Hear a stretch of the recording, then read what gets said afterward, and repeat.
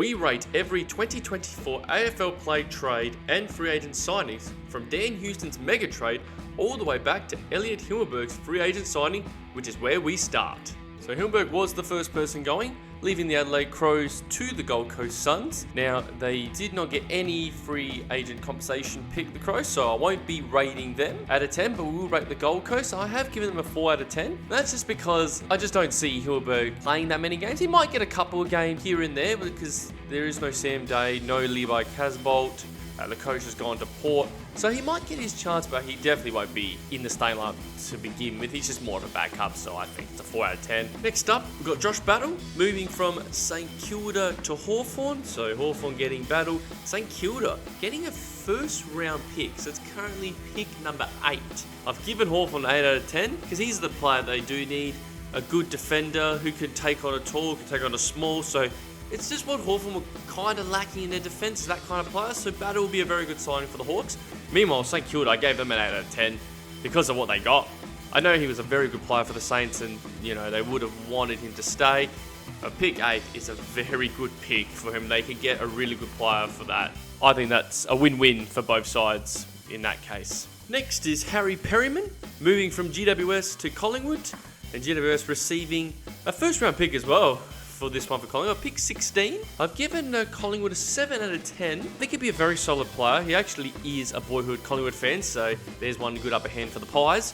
I think he's a very versatile player, can play half-back, can play on the wing, can play in the middle, can put him in any position, which he'll be a handy player. It'll be interesting where they play him. I think 7 out of 10, I think he'd be a solid player for the Giants. I gave the Giants an 8 out of 10, and the reason why is pick 16. Very good pick for someone like Perryman, who is, as I said, a solid player. Not like, a top player at the club. So pick 16, first round, as this draft is quite strong, they could probably get a good play out of it. I think it's a benefit, obviously, for Collingwood. Giants would have probably preferred him to stay, but at the end of the day, pick 16, they won't complain too much about that. Next one, Tom Campbell, moving from St Kilda to Melbourne. And no free agency compensation picks, so no rating for St Kilda. I have given Melbourne a 5 because he hasn't played many games at St Kilda, but the reason why I gave him a 5 is because Melbourne don't really have a backup ruckman, and throughout the 2024 season, when Gawn didn't play, they ended up rucking with Harrison Petty, who's not really a ruckman, and it didn't work out. So at least if something happens to Gawn, Tom Campbell's a good backup ruckman. I think it's a solid get for him. They didn't have to cost anything, so 5 out of 10 for Tom Campbell. Next is Nick Haynes going to Carlton.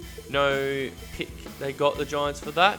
I've given this a 4 out of 10. I think he's more for a backup reason. If they've got him, say, 5-10 years ago, he would have been a perfect pick because he was an absolute star at one point. Good rebounding halfback for the Giants, but obviously given his age now, he's not getting as many games, so he'll just be there just for backup if anything happens with injury. Next one, we've got Issac Cumming going to the Crows. The Giants get pick 21 as a result of this one, so end of round 1. I've given the Crows rating of 7 out of 10. I think he'd be a great player. As long as he can stay fit, he's had a lot of injury issues in the last few years, but if he can stay fit, he would fit very nicely either on the halfback line or on the wing. Just a bit of that polish that the Crows need on the outside. He'd be a very good signing for that. The Giants have given it a 6. I think pick 21 is a solid pick for him. I think they wanted to keep him definitely along with Perryman, but I think they really wanted to keep Cumming given the talent that he does have as well. So I've just given him a 6 out of 10, given that it was end of the first round pick, which is a little bit different to Perryman's one. So here's the first trade that happened. It was Alex Neal-Bullen going from Melbourne to the Adelaide Crows. As a result of that, the Crows gave up their second round pick, which was a pick 28 currently at this moment. And funny, this is actually the exact same pick that Melbourne actually gave to the Crows when they got McAdams. So you're basically saying McAdams is the same level as Neal-Bullen. Let me know what you think if whoever's better out of those two players. I gave the Crows an 8 out of 10, and the reason why I said I think he's going to be a great signing for the Crows, he's the player they need, a good link-up player. He's been doing that for quite a long time, Melbourne. A very solid player. You know what you're going to get for him.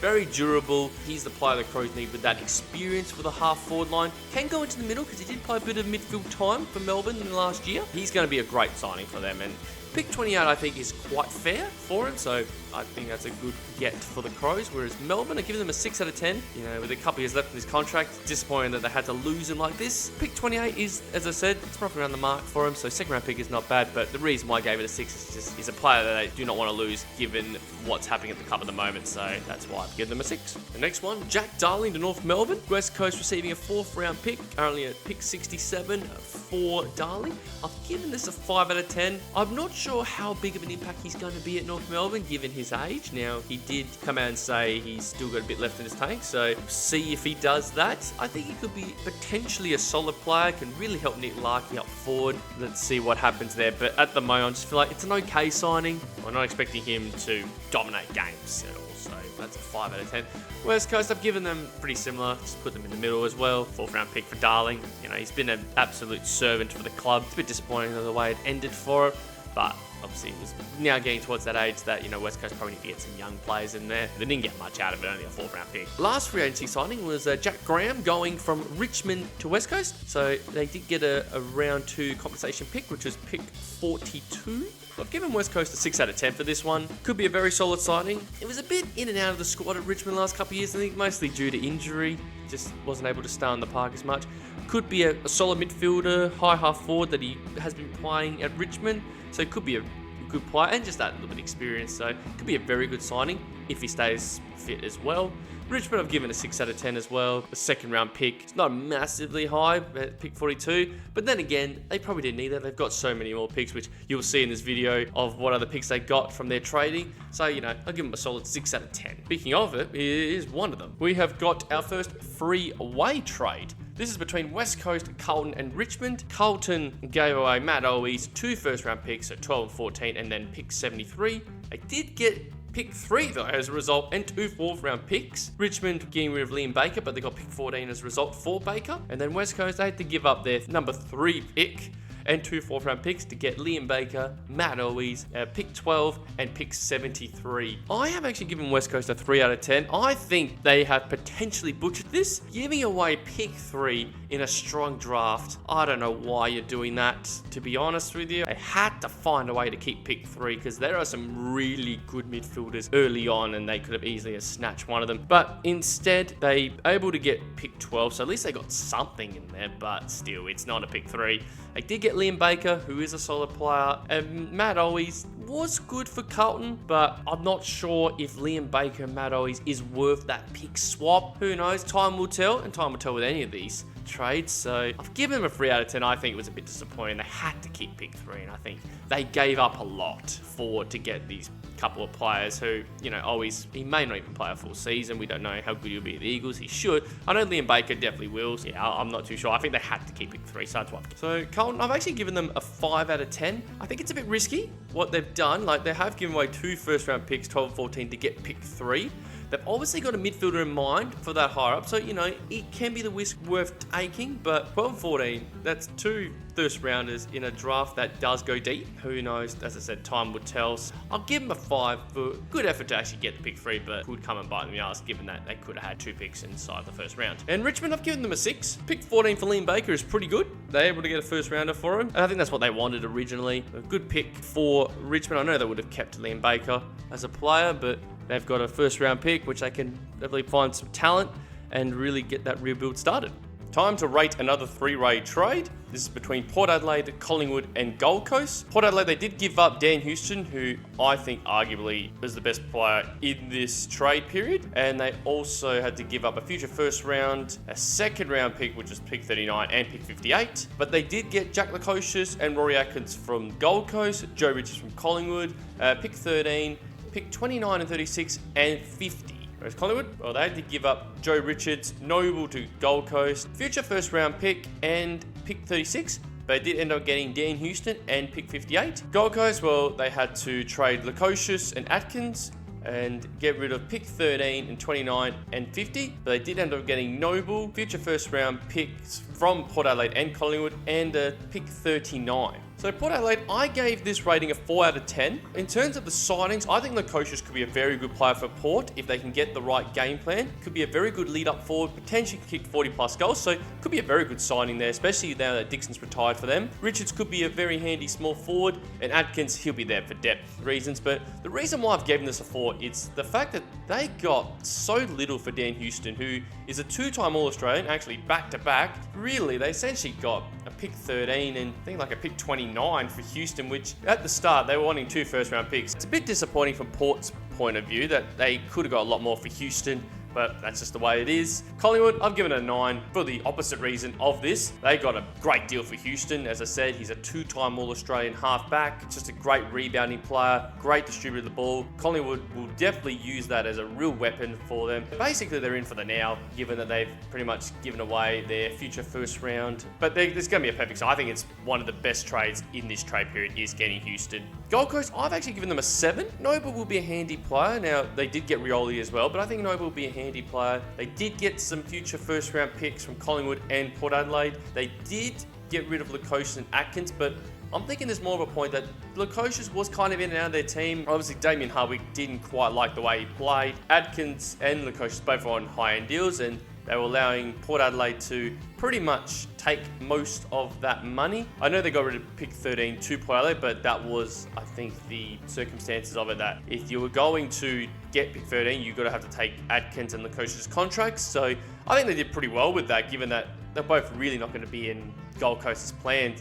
So that's why I've given it a 7, that they able to free up that salary cap space, and they're able to get some future picks for next year, which I think they've got a lot of good academy players too. That's where they'll use that on. Harry Sharp is next. He's left Brisbane and joined Melbourne. Melbourne received Sharp and a future first round pick, whereas Brisbane received pick 49 and a future third round pick, which was actually tied to Essendon. I've given this one a 6 out of 10 for Melbourne. Now, he didn't play a lot for Brisbane at all when he was there, but he could be a very handy player for Melbourne, a young player, good running player, so could be a very good player for him. So 6 out of 10. Could be a good signing, but unsure of it given that he hasn't played that many games. Brisbane have given a 6 out of 10. He wasn't really playing at the Lions, and he's obviously wanting more opportunity, which is fair enough, so he's gone to Melbourne. You know, they got a little bit out of him, but 6 out of 10 I think seems fair for them. Next is Shai Bolton going to Freo. Freo received Bolton and pick 14 and a future third round pick, which was tied to Richmond. Richmond received picks 10, 11 and 18. So basically 2 first round picks. They traded Fremantle to Richmond. I've given Fremantle a rating of 8 out of 10. Now the only reason why this is not higher is because I think 2 first round picks, it is quite a bit, but I think this is going to be absolutely worth it. He is the kind of player that Fremantle actually lack. Is that X-factor player who could turn a game. He is that player. He can play forward, he can play in the middle, can really change the dynamic of their midfield and their forward lines. It's a very good signing and they've done very well with it. Obviously, they had to pay a little bit extra, which is fair enough for the talent that he's got to bring him back home to WA. This could definitely help them jump up into finals contention. Richmond, I've given them a 7 out of 10. Tough to lose someone of his caliber. Can be a bit inconsistent, but when he's at his best, he can be up there as one of the best dynamic forward mids in the game. The fact that they did get 2 first round picks, they could use that and get some talent into their team, which they are rebuilding. I think 7 out of 10 is a fair one for them. Speaking of Richmond again, now it's Dan Rioli. He's gone to Gold Coast. Gold Coast received Rioli, pick 31 and 3 fourth round picks, 61, 70 and 76. Richmond received pick 6 and 23. Gold Coast, I've given this a 7 out of 10. Good signing for them. Another good rebounding halfback player along with Noble. I think personally he is a little bit better. He is the reigning BNF winner at Richmond. He only just won that. He's got amazing dashing ability to get out of pressure, and he is a good user of the footy, which is what Gold Coast need off the halfback line. But then they did have to get rid of a bit. They did get rid of their pick 6, which is quite high, and also pick 23. But a player like him can be worth it for Gold Coast as they're trying to climb up and get into their first ever finals appearance. Richmond, given them a 7 out of 10. Pretty similar to the Shai Bolton one. You know, they didn't want to lose a player like him, which they did, which is unfortunate, but they did get pick 6 and pick 23 and put it towards trying to get some more talent, which, you know, look in the draft pan, they've got a lot of picks in the first and second round. They could definitely get some good talent. Disappointing to lose him, but at least they'll get some picks so they can bring in some new players into the team. Next, it's James Peatling going from the Giants to the Crows. Crows received Peatling, future 3rd round pick and a future 4th round pick. The Giants, they got a future 2nd round pick. I've given the Crows a 7 out of 10. Solid signing. He's got a bit of difference about him as a midfielder. Could be a bit more dynamic compared to what they've got in their midfield. Go up forward and kick a couple goals. I think he was taking Zorko in the semi-final last season, so he can do a role. So he's got a bit of that versatility that the Crows could definitely use. He is 24 years old, so he's still quite young in AFL terms. Got a lot of years ahead of him. Could be a very good sign, which I think he will be for the Crows. Giants, given a 6 out of 10. They didn't want to lose him. Actually, a lot of clubs were after him, especially the Giants wanted to keep him. But they did get a future 2nd round pick, which is actually alright for someone who's only just starting to get some games under his belt. They wanted to keep him, but at the end of the day, they did get a future 2nd round pick, and they do have quite a bit of talent in their whole squad. It's not the end of the world of them trading Peatling out. Next, we have Caleb Daniel going to North Melbourne. The Bulldogs did get pick 25 for Caleb Daniel. Given North Melbourne rating a 7 out of 10, I actually think this is the player they do need. A player who's a good user, cool and composed under pressure. That's just what they need. They need that experience, and he can definitely provide that. People forget that he was an All-Australian halfback in 2020, and he is a BNF winner in that same year. So we know he's definitely got the talent, and he's got the skill. The only thing is they did get rid of pick 25, which is quite high for someone who was really in and out of the squad. And Luke Beveridge, he didn't really want to play him as much. He did play some games, but it just looked like, along with McRae, they just didn't want to play him at all. So 7 out of 10, I think he could be a good signing for him. So for the Western Bulldogs, I've given them a 7 out of 10. As I said before, Beveridge wasn't really playing Daniel as much as he has all the other years. And they did get a 2nd round pick, pick 25, which I think is a win for them. Did lose a good distributor with the ball, but they do have Bailey Dale who can play that role anyways. So I think they'll be okay with it, but pick 25, they can easily get a good player. Another North Melbourne trade. Sydney got pick 44, but did lose Luke Parker and Jacob Konstanty. The North Melbourne, I've given this a 6 out of 10. I think Luke Parker could be a good signing, like Caleb Daniel.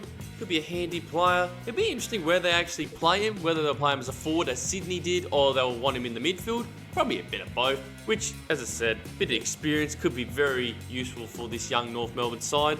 And Konstanty, well, he wasn't really playing. He's a young player still who could become a good player for North Melbourne, but he's a bit of an unknown in this trade. Sydney, I've given them a 5 out of 10. They really were trying to get that 2nd round pick, but they ended up budging for the 3rd round pick. I think for their point of view, 5 out of 10 seems about right. That they did get rid of Parker, even though Parker was playing more of a forward, which he couldn't really fit into the Swans midfield, and Konstanty wasn't playing. Next was Tom Barrass going to Hawthorn. This one actually took a while until we got the trade going. Hawks, they got Barrass and a future 4th round pick, whereas West Coast, they got a future 1st round pick from Hawthorn, a future 2nd round pick, and a future 3rd round pick. So I've given an 8 out of 10 for Hawthorn. This is a perfect signing for them. He's a key defender, which they have been lacking, and they were kind of exposed a couple of times throughout the season that they didn't have that. Like Josh Weddle was playing as a key defender, which he clearly isn't. He's going to be perfect for them, perfect for this team. It's going to make Hawthorn a lot stronger. At the end of the day, they got rid of future 1st, 2nd, and 3rd, which is what you probably need to do for someone of Tom Barrass's caliber. So good signing for them, 8 out of 10. West Coast, giving them a 4 out of 10. Just disappointing they lose Tom Barrass. He was actually very good for West Coast. Him and McGovern were brilliant. Just a good key defender they've lost, and they're only really getting future picks, so nothing that they could even use for this draft. They have to kind of wait a bit longer for that, so that's why I've given them a 4 out of 10. We've got our first and only 4-club trade in this trade period. Geelong, they got Bailey Smith and pick 45. They did have to give up pick 17 and a 2nd round pick, which was pick 38. The Bulldogs, they got pick 17 and Matt Kennedy from Carlton, but they did lose Bailey Smith and Jack McRae. St Kilda, they got Jack McRae, but they had to give up pick 45. And Carlton, they gained a pick 38, but did lose Matt Kennedy. First, we'll go with Geelong. I've given them an 8 out of 10. Good signing, Bailey Smith, and he's come from an ACL injury, but if he goes to the ability that he does have before that injury, he's going to be a great signing for Geelong, especially them making that prelim. Another good midfielder into their team. It's going to make them even stronger. And they basically got rid of their 1st round pick. The Bulldogs were doing their best to try and get more out of it. At the end of the day, they didn't actually give too much more. So that is a big win for them. They get a good player down at the Cattery. The Bulldogs, I've given them a 4 out of 10. As I said regarding Bailey Smith, they did want more than pick 17, but at the end of the day, they couldn't get any more. So they ended up getting the pick 17 and Matt Kennedy going to the Bulldogs. But they did lose Bailey Smith, as I said. And Jack McRae, however, with Jack McRae, McRae, they played him a lot more as a sub. It's like Beveridge didn't really rate him in 2024. So that one's not as big of a loss, even though he is an All-Australian. But the Bailey Smith one is the one that will hurt them in the long run. St Kilda, I've given them a 7 out of 10. They got Jack McRae. I think he's going to be a good player for him. I don't see him falling out of favour. He will play. Probably be another good midfielder that they actually need in there. So pick 45 they had to give up for him, which I think is worth it for someone of his talent. Good call from St Kilda to get him in. Carlton, I've given them a 7 out of 10 as well. It looked like Matt Kennedy was going to be on the out anyway from what happened in the elimination final. They did get pick 38, so essentially it was a second round pick for Matt Kennedy, which I think is a good get, that pick for someone like Matt Kennedy, who, like, he did play games, but he wasn't really in the midfield, and this is the reason why he's left. He's hoping to get that time at the Bulldogs. So I think Carlton actually did pretty well given that what's happened. Jake Stringer going to the Giants. This is for pick 53. For the Giants, I've given them a 6 out of 10. He's an interesting signing for the Giants. He's a bit of a hot and cold kind of player. When he's on, he is definitely on. He can definitely kick a lot of goals. But when he's not, and he's not working hard off the ball, can be a liability. So it's a very interesting call from the Giants. I think they're looking for that bit more firepower. If he's on, him and Toby Green and Jesse Hogan up that forward line is quite a dangerous forward line when you think of it. Let's just see what happens in this one, but we'll give it a 6 out of 10. Essendon, I've given it a 5 out of 10. They only got really a third round pick for Stringer. As I said, you know, his best is amazing. But going from the other point of view for Essendon, like, there was a bit of talk that, you know, his work rate wasn't the best when he didn't have the ball. I think that's one of the reasons why they were okay for him to go. They could have got a bit more than a third round pick for him, but at the end of the day, it'll be okay for Essendon. So that's why I've given him a 5 out of 10. So that was all the ratings from the 2024 AFL trade period. Comment down below some of your ratings for some of these trades, or if you agree or disagree. If you enjoy this content, please give it a like and subscribe for more AFL content. But until then, bye for now.